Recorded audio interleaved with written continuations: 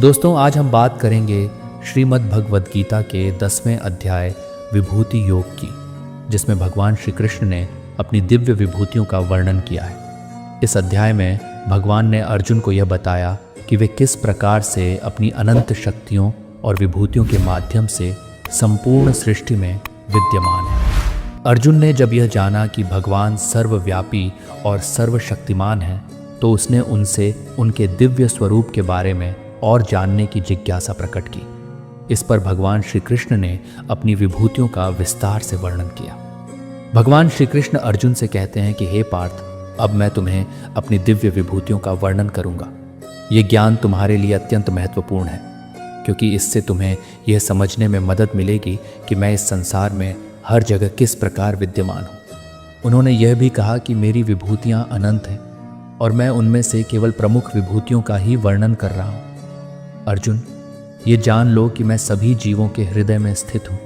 मैं ही सबकी उत्पत्ति, स्थिति और संहार का कारण हूँ। जो व्यक्ति इस सत्य को समझ लेता है, वह अद्वितीय शांति और सुख का अनुभव करता है। भगवान ने कहा कि मैं सभी विद्याओं में आत्मविद्या हूँ, अर्थात आत्मा का ज्ञान।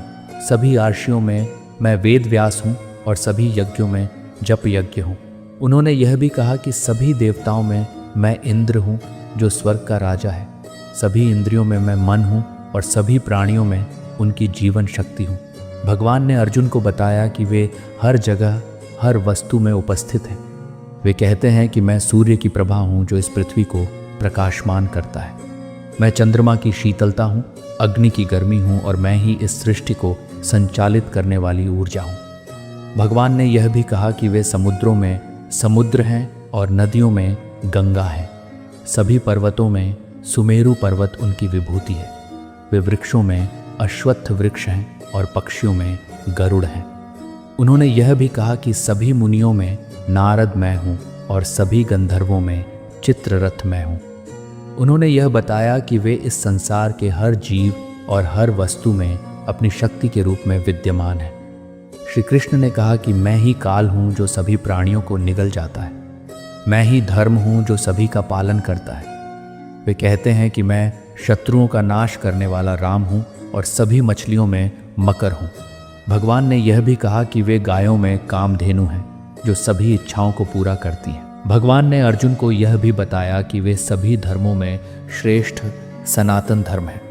उन्होंने यह कहा कि मैं सभी नीतियों में न्याय नीति हूँ और सभी रहस्यों में मौन हूँ।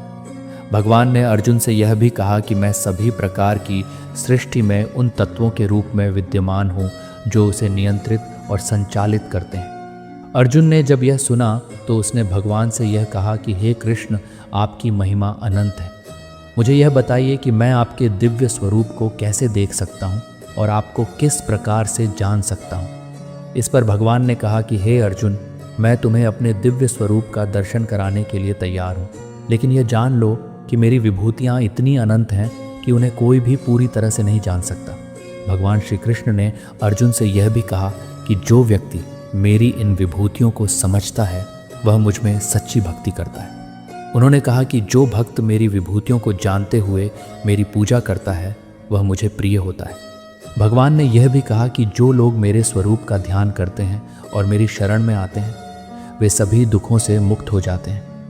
अर्जुन ने जब भगवान की विभूतियों का यह वर्णन सुना, तो उसने भगवान की महानता को समझा और उनकी भक्ति में लीन हो गया।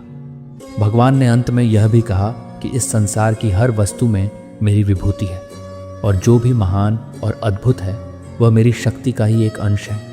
उन्होंने अर्जुन से कहा कि जो व्यक्ति इस ज्ञान को समझ लेता है, वह इस संसार के बंधनों से मुक्त हो जाता है और मुझे प्राप्त करता है। दोस्तों, यही है श्रीमद् भगवद गीता के 10वें अध्याय विभूति योग का सार। यह अध्याय हमें यह सिखाता है कि भगवान की विभूतियाँ अनंत हैं और वे इस संपूर्ण सृष्टि में हर जगह विद्यमान हैं।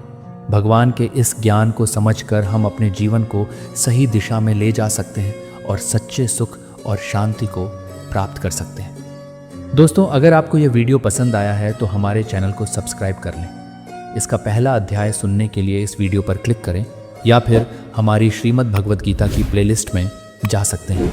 मिलते हैं अगले अध्याय में। जय श्री कृष्ण।